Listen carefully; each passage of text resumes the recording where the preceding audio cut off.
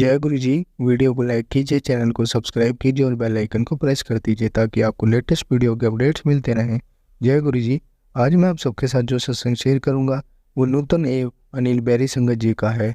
वो संगत गुड़गांव से है। चलिए आज का ये सत्संग हम संगत जी की जुबानी हम सब सुनते हैं। बहुत ही अच्छा सत्संग शेयर करा है संगत जी ने।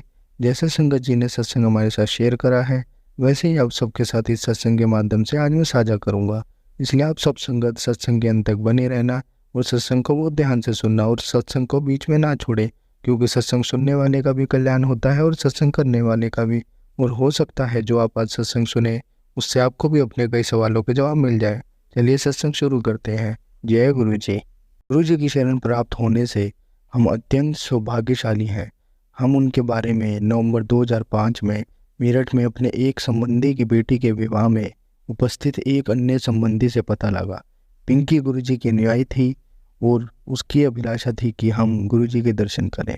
उस समय उसने हमें उनके कुछ संस्मरण भी सुनाए। एक शुक्रवार को हम एम्पायर स्टेट से गुजर रहे थे कि गुरुजी का ध्यान आया, किंतु उनके दर्शन किसी अन्य दिन करने के विचार से हम आगे निकल गए। आगे बढ़ते हुए हमने एम्पायर स्टेट के पूरे भवन को भी पार नहीं किया था कि हमारी कार रुक गई।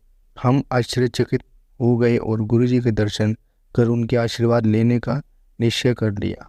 इतना सोचते ही कार चल पड़ी। गुरुजी के स्थान पर हम 7 बजे पहुँचे, किंतु हमें बताया गया कि वह 8 बजे खुलेगा। 1 घंटे रुकने के सुनकर हमने किसी अन्य दिन आने का सोचा। उसी समय पिंकी आ गई और उसने संगत पर आने का आग्रह किया।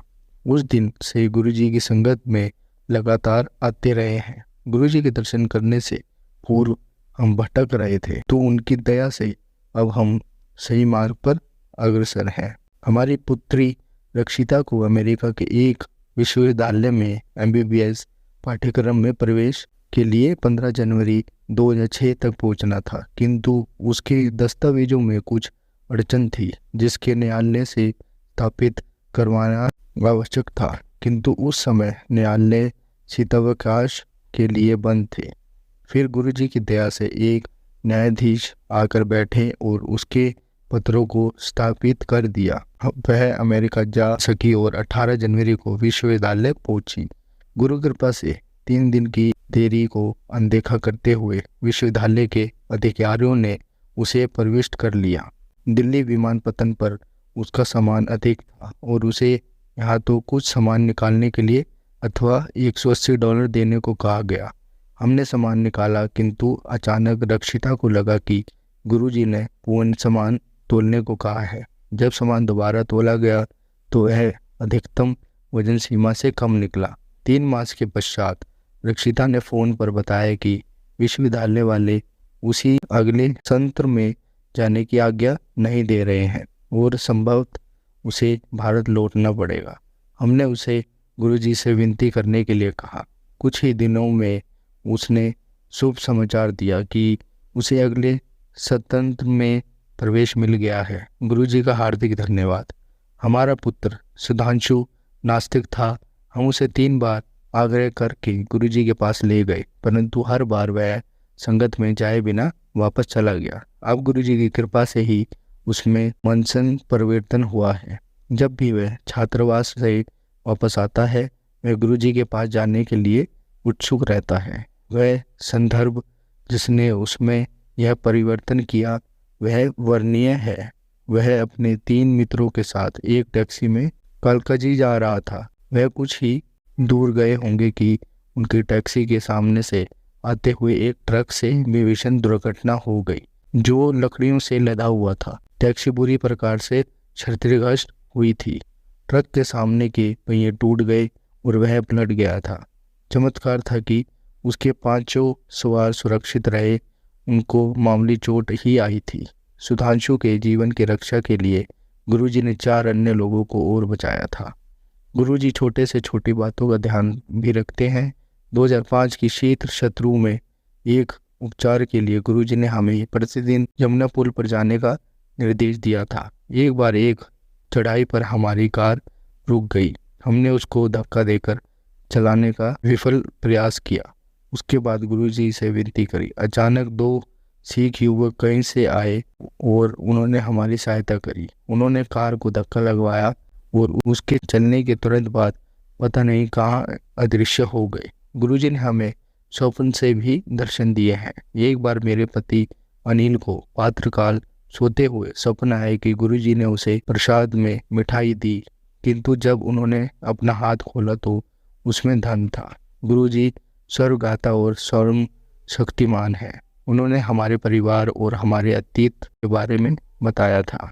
उदाहरण, उन्होंने अखिल भारतीय आयुर्विज्ञान संस्थान में हुई अनिल की गंभीर शल्य चिकित्सा के बारे में बताया, जिसके कारण वह आज भी जीवित है।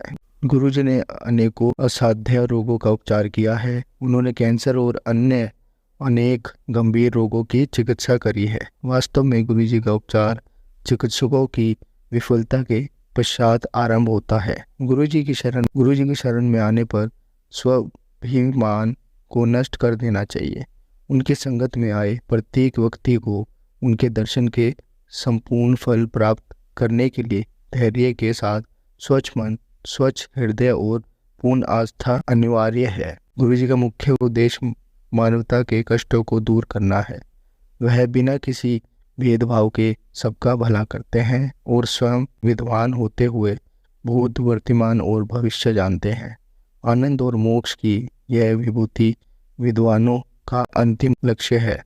स्वयं विद्वान प्रभु की कृपा से ही हमें लौकिक और अलौकिक अर्थात की प्राप्ति होती है। उन्हीं की दया से संगत के सदस्य अपनी समस्त आशाएं पूर्ण कर सकते हैं। गुरुजी को उपस्थिति से हम अत्यंत भाग्यशाली हैं। वह हमारे कष्ट और विपदाओं को दूर करते हैं। कहते हैं कि जिस भक्त पर आप कृपा करेंगे नष्ट नहीं हो सकता। ओम नमः शिवाय। गुरुजी सदा सहाय। ओम नमः शिवाय। शिवजी जी सदा सहाय। जय गुरुजी। शुक्राना गुरुजी। संगत जी, आज हम आपको विदेश्वर संहिता का 23वां अध्याय पढ़कर सुनाएंगे। शिव नाम की महिमा। ऋषि बोले, हे व्यास शिष्य सुत जी, आपको नमस्कार है। हम पर कृपा करके हमें परम उत्तम रुद्राक्ष तथा शिव नाम की महिमा का महात्मा सुनाए। सुत जी बोले, हे ऋषियों, आपने बहुत ही उत्तम तथा समस्त लोगों के हित की बात पूछी है। भगवान शिव की उपासना करने वाले मनुष्य धन्य है। उनका मनुष्य होना सफल हो गया है।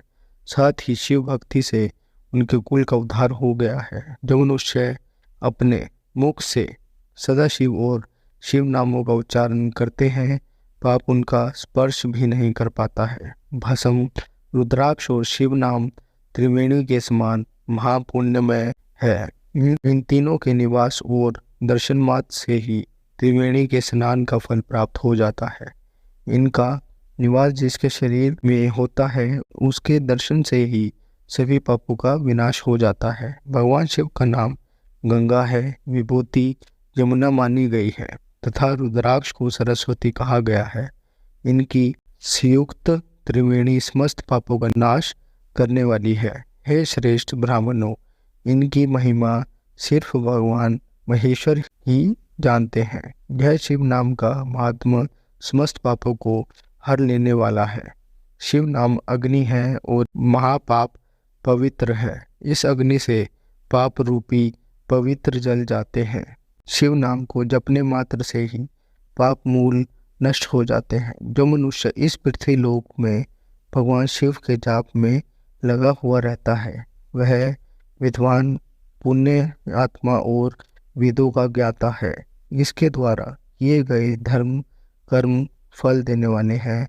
जो भी मनुष्य शिव नाम रूपी नौका पाकर भगवा सागर को तर जाते हैं, उनके भय रूपी पाप निषेध ही नष्ट हो जाते हैं।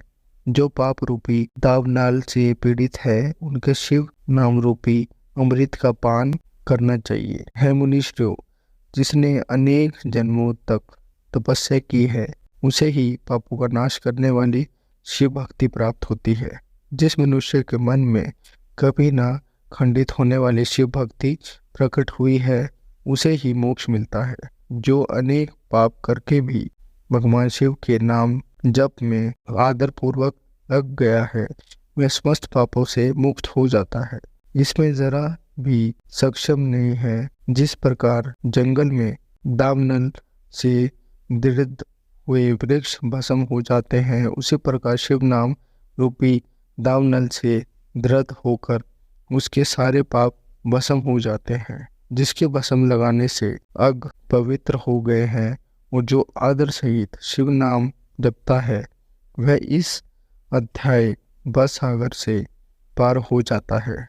संपूर्ण वेदों का अवलोकन करके महर्षियों ने शिव नाम को संसार सागर को पार करने का उपाय बताया है।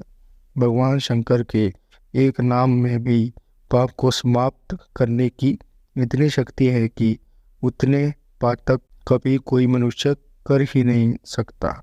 पूर्ण काल में इंद्रधनुष नामक का एक महापापी राजा हुआ था और एक ब्राह्मण युवती जो बहुत पाप कर चुकी थी, शिव नाम के प्रभाव से दोनों उत्तम गति को प्राप्त हुए। हे द्रुजो, इस प्रकार मैंने तुमसे शिव नाम की महिमा का वर्णन किया है। संगत जी, आपको हम अगले सत्संग में 24वां अध्याय पढ़कर सुनाएंगे। जय गुरु जी, शुक्राना गुरु जी।